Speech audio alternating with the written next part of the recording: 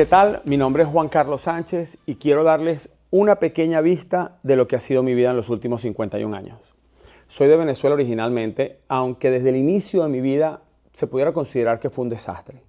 Nací en Madrid, España, porque mi padre decidió irse de Venezuela por problemas legales que tenía y mi madre, al perseguirlo, llega a Madrid y es mi sitio de nacimiento. Aunque no me considero español, me considero venezolano. Nunca conocí a mi padre. Cuando mi mamá llegó a España, ya mi papá se había ido a otro país de Europa y me toca volver solo a Venezuela con mi abuela. Tenía menos de un año y mi madre se queda en España por un par de años, lo que quiere decir que fui criado sin una figura paterna y con una figura materna bastante ausente. Crecí en Venezuela hasta los 14 años, donde me transformé en un niño adolescente con problemas de conducta. No diagnosticado, pero en ese momento era lo que la gente llamaba un niño hiperactivo, un niño bruto. Esos eran más o menos los diagnósticos, y hasta loco, ¿verdad? Mis problemas de conducta llegan a tal nivel que mi madre decide traernos a los Estados Unidos, a mí y a mi hermano mayor, y a los 15 años me dejan los Estados Unidos bajo la custodia de mi hermano, que tenía 18. Aquí mis problemas se agudizan, tengo problemas de estudio, mis notas son terribles. Apenas salgo de la escuela secundaria con lo que en los Estados Unidos se conoce como un GPA de 2.0, que es lo mínimo que necesitas para que te den el título. Y decido intentar ir a la universidad en Minnesota. Después de fallidos intentos, creo que hice el primer semestre 2 o 3 veces. Eso me confirmó que definitivamente yo tenía una condición, que era o era bruto, o era loco, o era hiperactivo, que eran las únicas condiciones que yo conocía.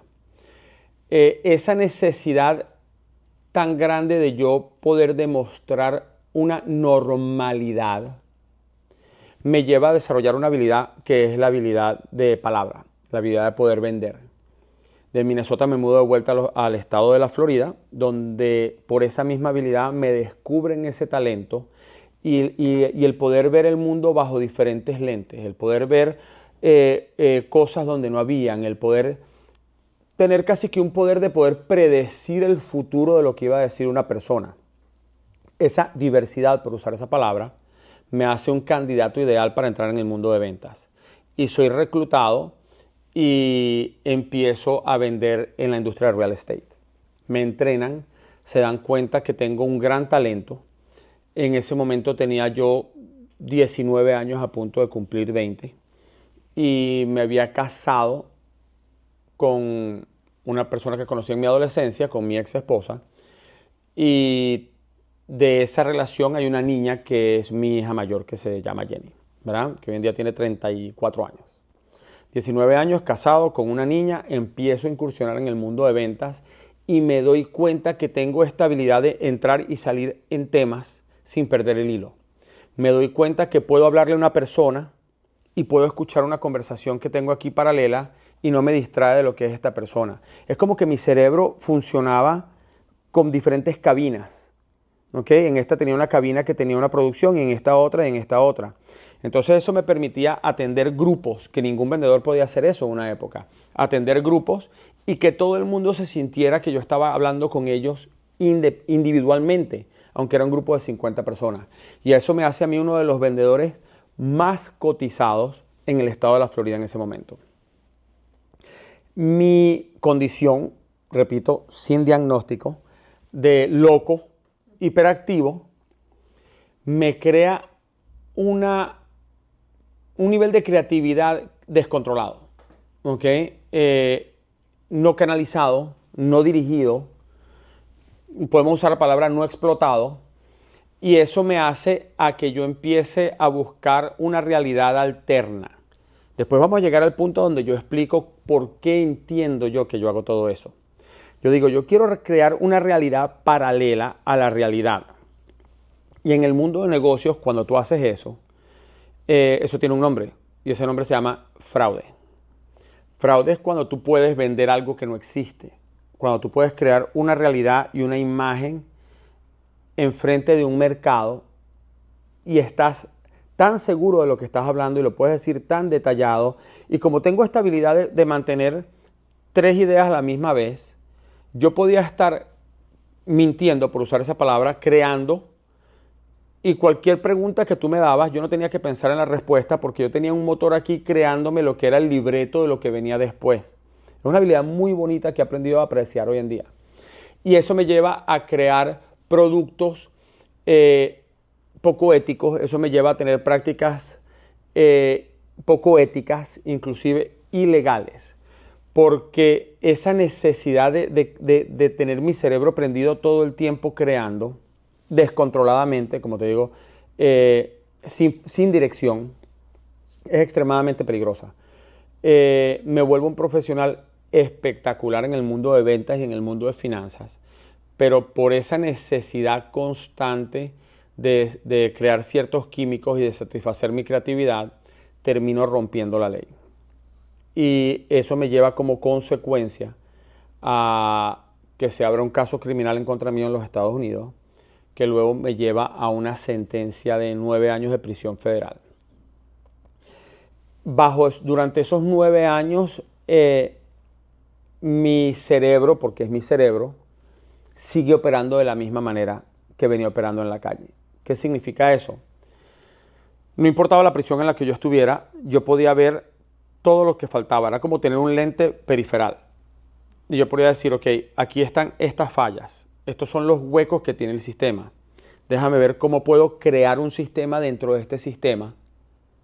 Y empiezo a tener problemas dentro de prisión con las autoridades de la prisión. Lo que me conllevó a que me movieran a aproximadamente 8 prisiones diferentes en 9 años. Y cada vez que me movían me iban subiendo el nivel de custodia. Yo no sabía el daño que eso me estaba causando a nivel de psique, a nivel neurológico y a nivel químico. En la última prisión que estuve, era tanto el descontrol, era tanto la disrupción que yo creaba, que deciden aislarme y ponerme en solitario. Y paso mis últimos 6 meses de condena en solitario. ¿Okay? Eso fueron 180 días dentro de una celda sin compañía, con la luz prendida 24 horas al día, donde yo nada más podía salir 1 hora al día a ver el sol y 3 veces a la semana a usar la ducha. Después de esos 6 meses finalmente salgo y mi condición está totalmente agudizada, porque luego de ser diagnosticado, que pasó hace 1 año atrás, y por eso es que estoy aquí hablando con ustedes, entiendo lo que una persona que tiene problemas sensoriales, como tengo yo, sufre cuando tú eliminas todo el estímulo sensorial y le dejas uno solo, que es lo que sucede cuando me encierran por 6 meses, donde lo único que yo tengo es una luz prendida todo el tiempo. ¿Okay?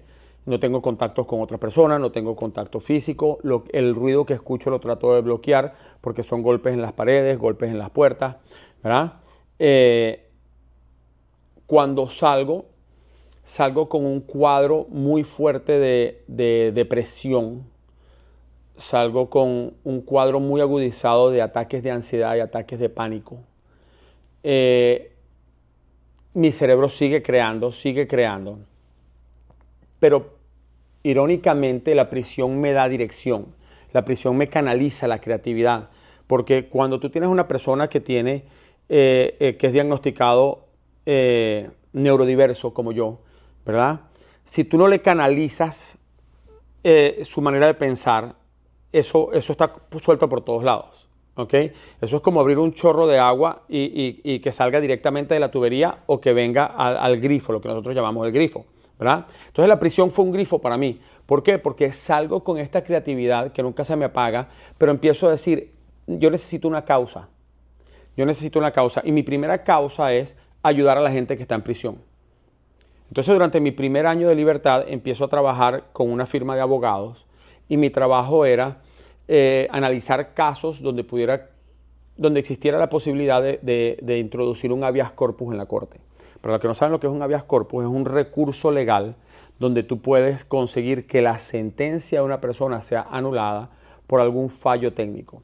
Yo no estudio leyes, pero tengo esta habilidad de ver cosas que la gente no ve. Entonces yo leía los casos y podía decirte exactamente todos los errores que se habían cometido en el proceso legal, sin haber estudiado derecho. Y empiezo a sacar personas de la prisión. Y ahí es donde yo digo, mi habilidad de crear y de comunicar y las experiencias que he vivido, tengo que constantemente canalizarlas como un embudo. Si no, me voy a dispersar. Y decido en noviembre del año 2021 dar clases y educar a mi comunidad. ¿Okay? Y cuando empiezo a educar a mi comunidad, me doy cuenta que mi capacidad de crear y de ver cosas que no todo el mundo ve, me hace muy buen educador. Porque el formato en el que yo enseño y el material que yo doy es material que la mayoría de las personas no consiguen. Es material que la mayoría de las personas no saben cómo buscar. No tienen ese nivel de curiosidad que tengo yo. No tienen ese nivel de creatividad que tengo yo o esa visión periferal que tengo yo. Empiezo a dar clases, por los últimos 3 años lo he hecho, pero mi necesidad constante de mantener una causa firme y mi hiperactividad y mi locura hace que me aburra y que me frustre, porque llega un momento que empiezo a lograr metas muy rápido. Yo sé que eso no suena como un problema, pero en mi caso es un problema. Y es en ese momento donde participantes en la clase que yo doy, en una de las clases que yo doy, hay una participante que me dice que lo más probable es que yo tenga una condición y que yo esté dentro de un espectro neurodiverso. Y que eso es lo que me lleva a mis patrones de conducta y, más importante que eso, la manera en que yo enseño. Porque una de las cosas que le impresionaba a la gente cuando yo daba clases es que, a diferencia de los otros docentes, yo puedo responder preguntas durante la clase y salirme por completo del tema y retomar el tema desde el punto que lo dejé. Entonces yo puedo crear una interacción en clase que muchos docentes no pueden lograr, pero es porque mi cerebro está segmentado. Y no es hasta el año 2024 que me hacen un estudio que se llama un mapeo cerebral y donde descubro por qué soy como soy. Y donde finalmente le ponen una etiqueta y le ponen un nombre, que no es loco, que no es bruto, que no es hiperactivo. Le ponen una etiqueta que se llama neurodiverso, le ponen una etiqueta que se llama ADHD o TDAH en español, ¿verdad? Y empiezo a entender muchas cosas. Una de las cosas que empiezo a entender es que mis depresiones y mis ataques de pánico y mis ataques de ansiedad vienen de un TDAH no diagnosticado y no tratado desde la infancia. Es extremadamente importante que como padres nosotros podamos identificar cualquier condición diversa que tengan nuestros hijos y no estigmatizarla. ¿Okay? Una de las cosas que a mí me encanta de poder hacer esto es dejarle saber a la gente que aún con una condición que me hace diverso, no me hace anormal como yo siempre pensé que era, me hace diverso, puedo lograr un nivel de éxito admirable por personas que son neurotípicas. ¿Okay? Puedo vivir una vida controlada. No usemos la palabra normal, pero puedo vivir una vida controlada. Aprendo a vivir esa vida controlada cuando empiezo a entender cómo funciona mi sistema operativo. Es como un teléfono. Ya yo sé de dónde vienen mis impulsos, ya yo sé cómo controlar mis químicos. Una de las cosas que se identificó fue que mi producción de dopamina es muy baja. Lo que quiere decir que yo tengo que administrar mi dopamina muy bien. Yo no me puedo despertar y hacer lo que hacen la mayoría de las personas, que es agarrar el celular o ver las noticias, ¿verdad? Yo me tengo que parar de la cama y buscar algo que me guste hacer, algo que a mí me mantenga mi nivel de dopamina a cierto nivel. Pero también entiendo que 6 meses en solitario, con la luz prendida todo el día, sin impulsos de otro tipo, sensoriales, hizo que mis niveles de dopamina se descontrolaran por tanto tiempo que mi cuerpo se acostumbró a vivir en una condición que en inglés se llama fight or flight, que es que constantemente en adrenalina y cortisol. Entonces me doy cuenta que mi intensidad de hacer las cosas, apenas salí de prisión, y mi intensidad de hacer las cosas durante toda mi infancia y mi adolescencia, vienen de mi tanque de dopamina tan pequeño que mi combustible es adrenalina y cortisol. Eso es lo que a mí me motiva. Entonces yo crecí en peleas, yo crecí robando, yo crecí traveseando, yo crecí buscando un químico que me funcionara como combustible. Hoy en día tengo 51 años y el entender esto y el poder tener un estilo de vida y una calidad de vida normal dentro de los parámetros sociales me ha permitido tomar causas como esta.